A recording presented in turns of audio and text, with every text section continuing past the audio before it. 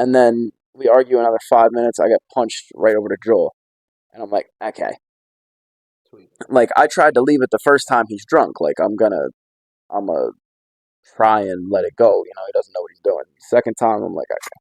So I took him by his throat and threw him to the floor. I dropped my knee in his like chest, and I.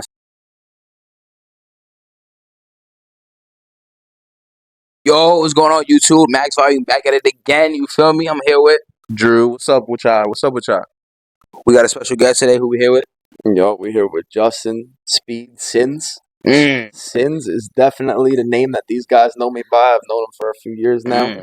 Sins in a cut. It's a good cookies and cream right here. You feel me? This is, you guys are witnessing history. This is the cookies and cream reunited.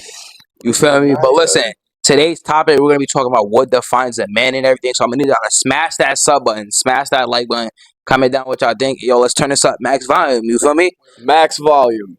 Maximum volume. Make sure Put y'all that follow. finger on that volume button and hold it down.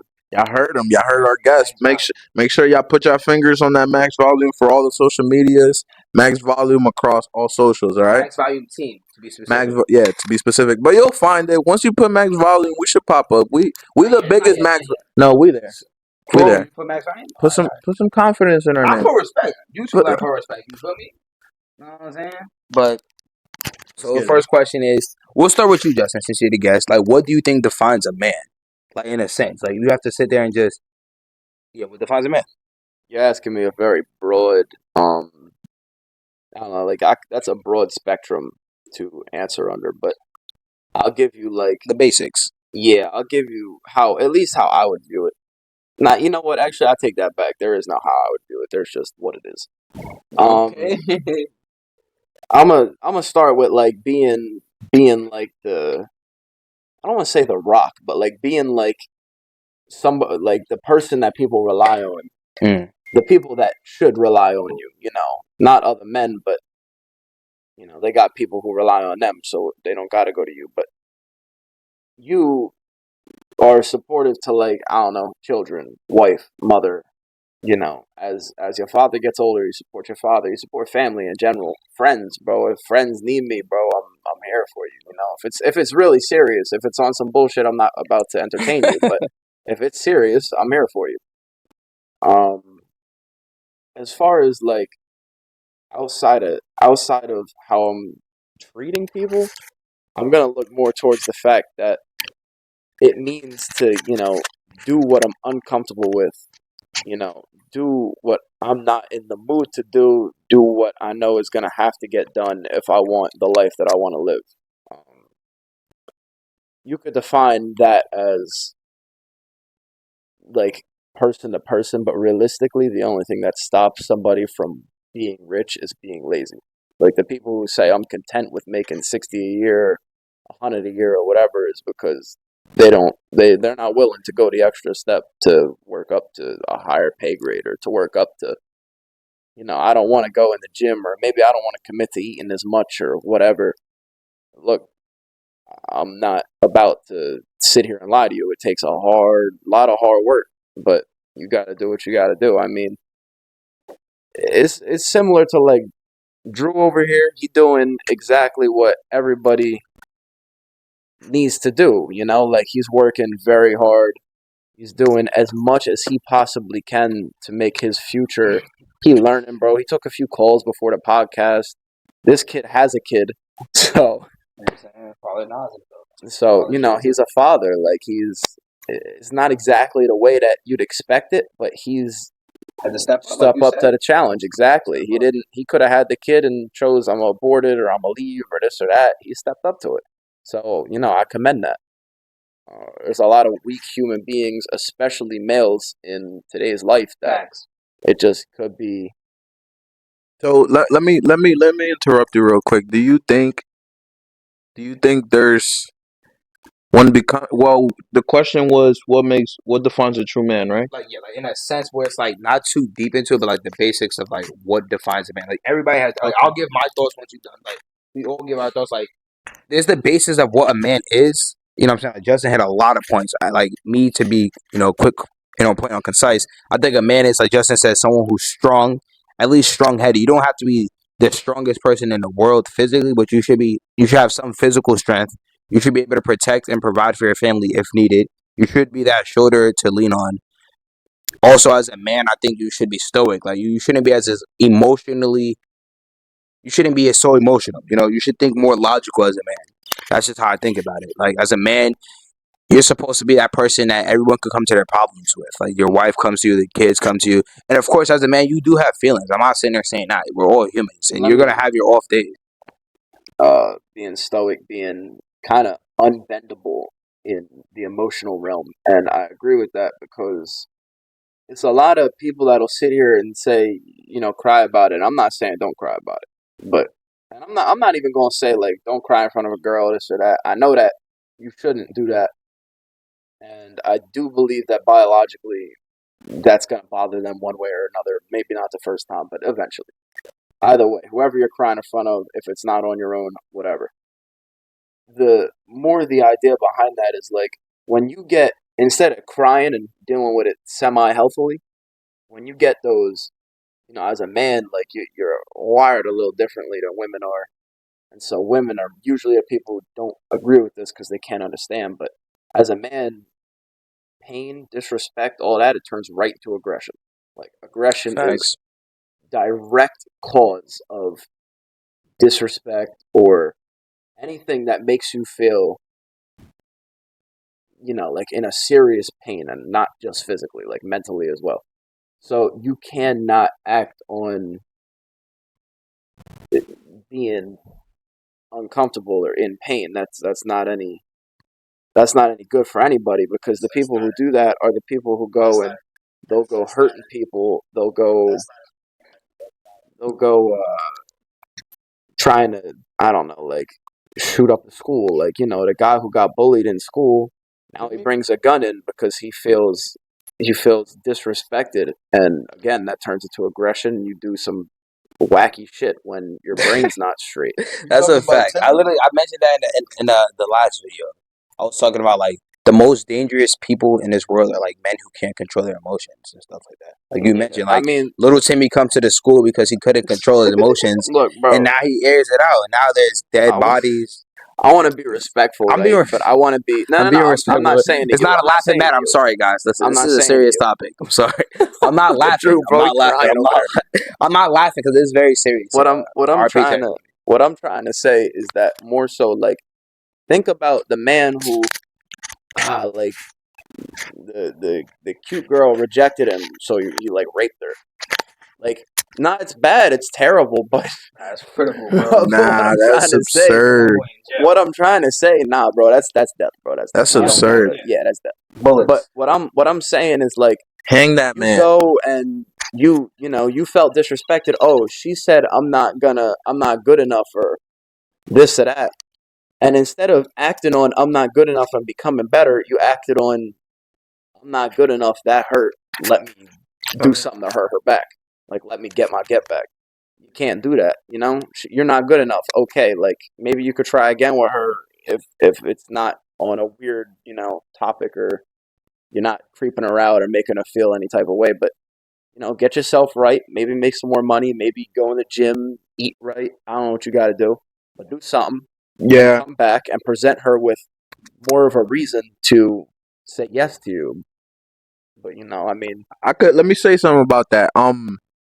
Speaking of about that, a relationship. I'm gonna put y'all onto the sauce. A relationship is never over until the man is done. Remember that because of what he said. The man could always come back with more resources, a better man, a well-spoken man, um, a better looking man. There's so many factors that we can work on that improves us as a man. So I completely agree with that. But I wanted to ask you, so does money encompass being a man? Or you can be you like in a sense, can you be would you rather be a broke real nigga or a rich goofy? nah, money doesn't encompass being a man. Success encompasses being a man. If you're not successful, and I'm not saying success is money, I'm saying I'm a fighter.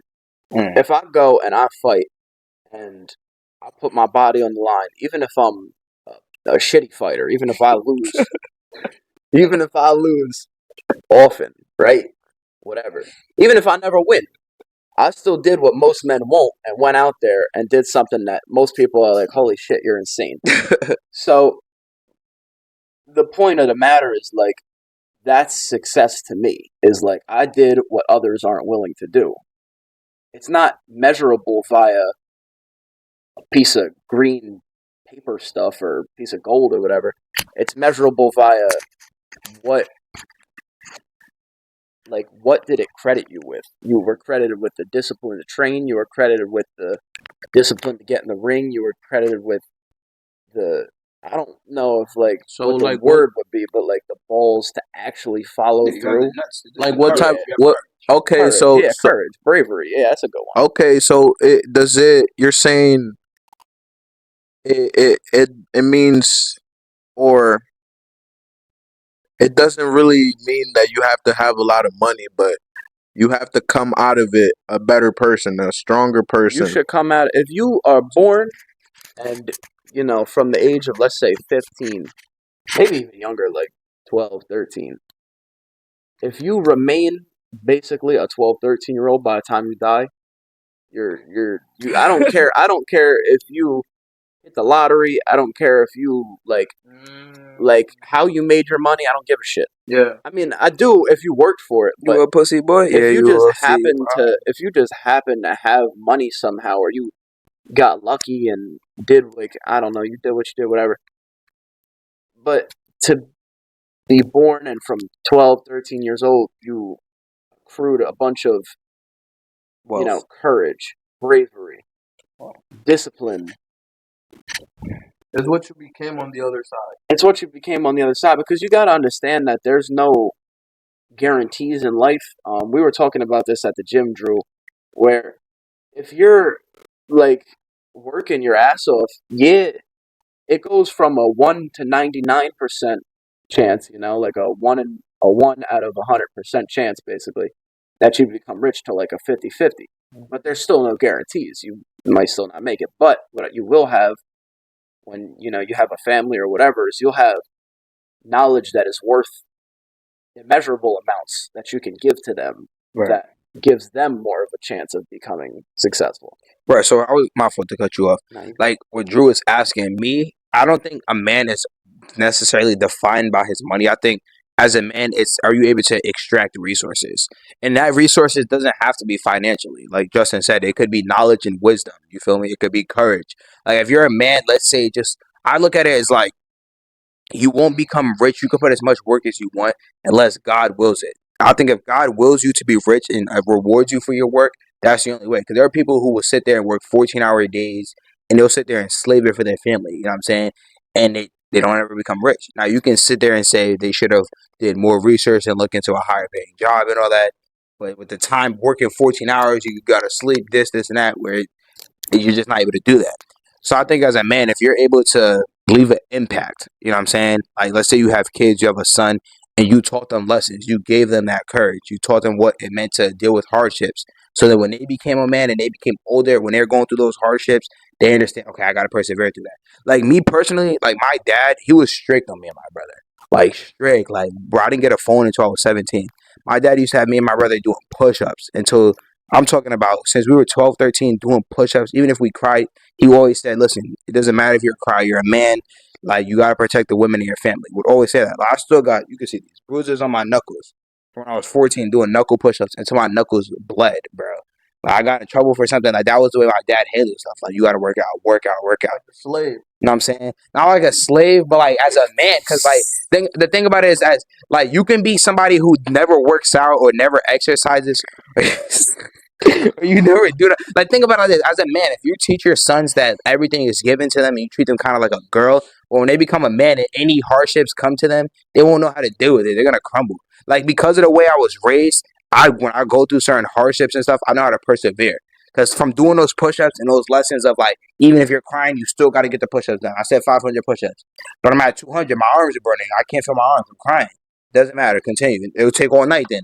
You feel me? Having to get it done. That's the mindset my dad had. So it's like, as a man, it taught me stuff that now older, and it may not be okay the push-ups and stuff, but it's like, okay, when life gets hard and there's struggle and there's push comes to shove, you have to sit there and get through it. Like, and I know it's not a religious podcast, but one of my favorite verses in the Quran is like, so surely through hardship comes ease. You feel me?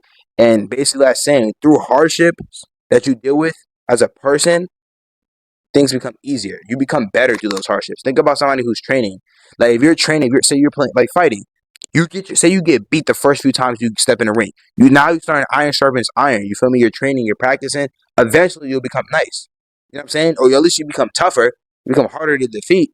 You know what I mean? Because you kept going through those hardships. You know what I mean? So my fault to cut you off. So you talking about that intense training that your father put you through, and even Justin J Sense over here, he I know y'all don't see he he. He goes through intense training. I've seen it personally in the gym. We both do. Would you guys say that Rocky, that like a rock. that physical intensity builds the mental to go through those hardships? I think in a sense, I'm gonna let you answer too, Justin. I think in a sense, physical. You said physical what? Yeah, physical intensity builds the mental. I think physical intensity can build the mental. I think it depends if you're able to go through that physical intensity because you know your body's hurting, your body's sore, it's telling you stop, but you have the mental fortitude to keep pushing, which then lets you know that you're able to be comfortable with being uncomfortable. You know what I'm saying? When you're feeling a certain way, you're in your head like, listen, you may feel one way. I may be sad. I can get my heart broken, and it can be like Justin said, now I'm gonna do this. She rejected me. I can, grape her. But no, bro, mentally that make no. Know what I'm saying? No, bro, deal with the heartbreak. She rejected you. Like you got bullied. You know what I'm saying? Yeah, it hurts your emotions, but it's like that physical intensity. In my opinion, it trains you how to be mentally strong. It trains you how to be comfortable with the uncomfortable, to push your body even when you're tired, you're sore, your body's on fire. You know when you're in a workout and you're like, yo, I want to stop, I'm numb, but I said I gotta do 200 push-ups. I'm at 150, 50 more. Feel me? So like, I just said this last night, Drew. Did I not? I just said that this exact thing, and you asked me pretty much that exact question. Yep. When like we were doing what dumbbell incline on Yeah. on bench, and basically he asked me like, is there a certain point where you can beat out your physical? And the answer to that is no, of course, because once you have to stop, you have to stop. But it doesn't mean you can't push further to make that stopping point further away, if that makes sense. Like I was doing last night, we did 10 sets of failure dumbbell presses, and come set 7, 6, 7 around there, I'm exhausted. But I said, Drew, watch this.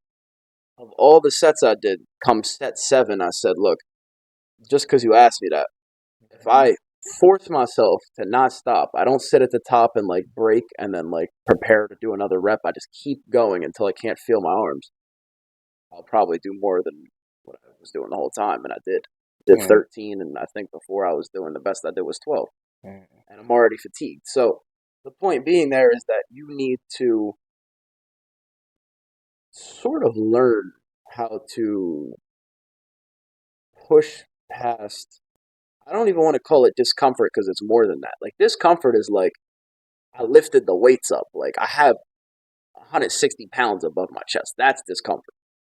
The part where like you need to stop, quote unquote, like you think you need to stop. You think it's starting to feel like you're about to tire out. That's the part where you need to just like not you don't have to tell yourself you're not tired. You are. You know you are.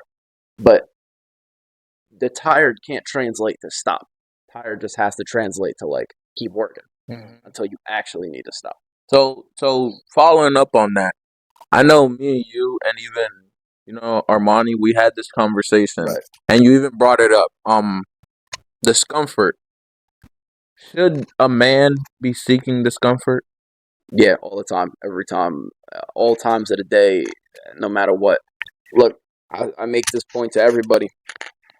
If you can wake up and there's like 2 or 3 things that, depending on like how you do your mornings, but there's 2 or 3 things I would do every morning. Me personally, I like to wake up immediately. I make my bed. Immediately I make my bed, and then I do some amount of ab exercises. I don't know. Sometimes it's straight sit ups, sometimes it's a variation, whatever. And then I go straight to the shower, and because I'm all sweaty and shit, and I just slept and whatnot, I go straight to the shower, and it's cold. I just step in and just deep breaths until I'm acclimated, and then shower, and Wait, then can you reiterate that? And actually, you just said it's cold. What do you mean it's cold? like a cold shower, like the coldest I can possibly make it. I can't really define cold because like I don't have a fucking thermostat on my shower, but sometimes it's warmer than other times. But I move it to as cold as I can, like as cold as the shower will go for that given day, without sacrificing pressure of the water, like so it's not coming out like drips. Mm. Um, that is, I think it's mentally fortifying. Physically, I mean, it's good for you, but mentally, it's fortifying because if you know that you can get in that shower and just conquer, like you just got out of bed, so you're warm, and then you just did sit ups and shit, so your body's like warm, you got blood flowing, and now you're about to slow everything down and reverse the warmth you're feeling with straight cold water. It is by far one of the most uncomfortable things to put yourself through. But that's what makes it good for you, is because you learn. Now, I'm not saying discomfort needs to be like I take a knife and slash it across my arm. Like, I'm not talking That's a about hurting psycho. yourself. Yeah, that's That's insane. just good You're a bunkers. psychopath. You're just a psycho. I gotta feel But but to take to take a cold shower, like it's not gonna hurt you. No, it's not gonna hurt you. It can't hurt you. I'm not saying go out and cause. I mean, you'd be a tough motherfucker to put a knife and cut your arm open, but you have a You'd be a giant stupid. slash on You'd be your a arm. stupid person. You'd be a stupid You'd motherfucker. bleed out and die. It's Exactly. done. So, you can do those things, but I mean, they're not the most intelligent, but you can do them if you live that extreme, I guess.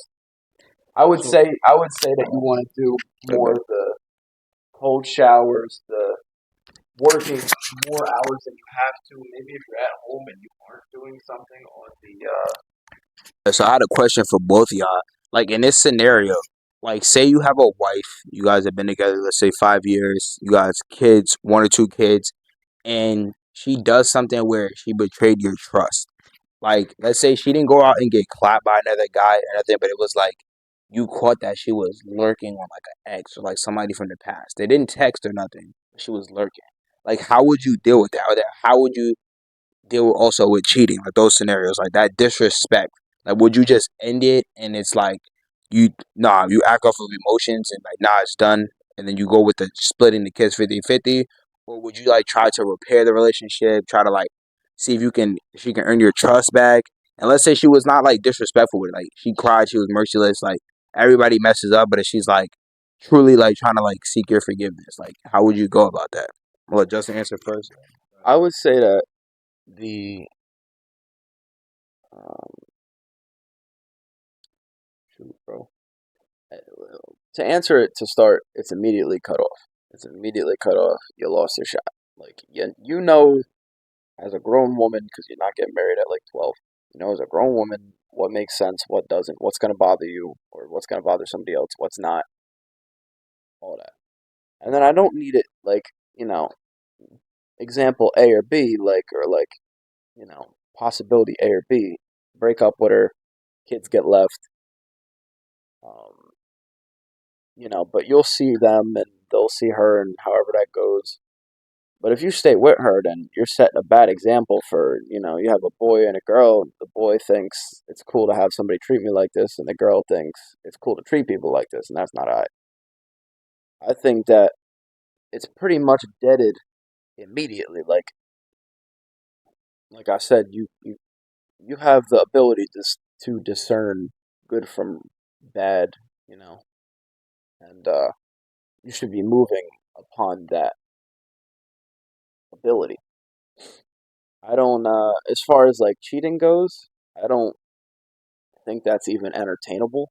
Like, in other words, if you cheat or if you do anything that betrays my trust, trust is not tangible. Trust is not a stat. It's not something I can calculate. It's not something I can see in my hand and be like, I have this much, now I have a little less. I'm getting uncomfortable with the amount. Right. There's no way to understand trust. So you have to start at 100, and until they break your trust, that's it. Like maybe you don't start at 100, but you start wherever you start and you work to 100.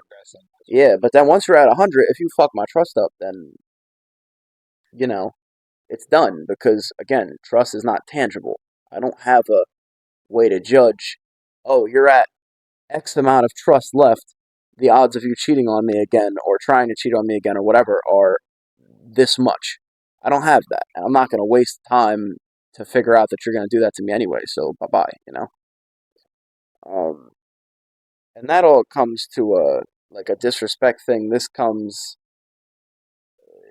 out of the terms of women, but this comes. I had a friend whose birthday it was September 21st, and he was going to jail for 90 days on 2 DUIs under 21.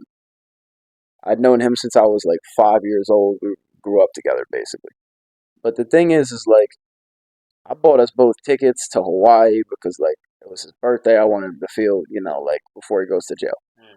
Like $2,500 in total for both of us. I'm not saying it for that, but I'm saying it for the fact that like money was spent on him that I didn't need to do for any reason, right? He goes and we go to the city, Friday? He buys a 40-ounce vodka. We're just walking around the city, like, but he buys a 40-ounce vodka for later. Cool, whatever, he wants to drink, that's fine. And then we go later to the grocery store towards dinner time to get food for dinner to cook. And he gets a 12-pack of Twisted Tea. He drinks 20 ounces of the 40 and 10 or 11 cans of Twisted Tea in about an hour and a half. And at this point, he's getting loud. He's getting almost he's not causing a problem, but he's just getting loud and obnoxious, we'll call it. And I'm not really bothered because, like, whatever, he's fine. But people in the hotel, they complain and whatever, so hotel staff comes and need to be quiet. Well, he answers the door and he goes, "Fuck you, no, I don't, this and that." Well, look, this is my vacation too, type thing. So I'm not trying to have my shit ruined. Thing that I did was I pulled him away from the door. "I'm sorry, I'll take care of him." Now he's getting aggressive. I don't give a fuck how they feel. I'm like, yeah, well, guess the fuck what? I do. So, the idea of being disrespected was that. Like, I don't give a fuck how they feel. Well, I do. And he openly said, like, but I don't care because I don't. Well, it doesn't matter how only you feel. It's both of us. And I did this. So the fact of the matter is that he gets drunk. I got hit twice, but we're arguing and he hits me in the stomach once and I'm like, all right, I'm gonna let it go because I'm cornering him because I'm trying to make him, you know, I'm trying to make sure he doesn't try and do something stupid. So he's in a corner and I'm standing like in front of him and he punches me in the stomach and I'm like, okay. And not that this really matters, but he was an ex-boxer, so you could hit, like it definitely was not like a little. He's bigger than you, or No, he's very small. He's like 140, but his his punch is still like the technique is good, so it's gonna hurt.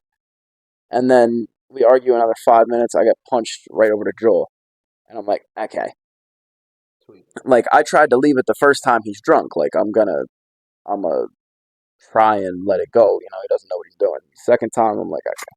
So I took him by his throat and threw him to the floor. I dropped my knee in his like chest, and I said like, is there like as a real like man to man, is there anything you want to say?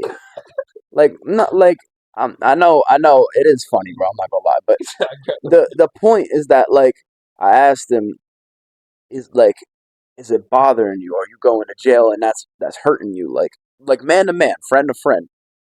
And all he had to say was basically like, I'm not gonna go out like a bitch. So I was like, okay. I was like, all right. So I picked him up, I choked him out rear naked on the floor, and I leave him there. And so he's left there. He's left there for the night, and I'm like, he'll wake up tomorrow. It was just a bad night. He didn't know what he was doing. Hopefully, and he'll apologize. Well, I wake up tomorrow and he's not even in the hotel room. He comes in as I'm about to leave to go to the beach, and he's hammered. So I'm like, all right, fuck this. I'm leaving, bro. Like I'm dipping out. So I went home, but You just like got a ticket. Like, Yeah, I changed my flight to earlier, and I left. I was like, man, fuck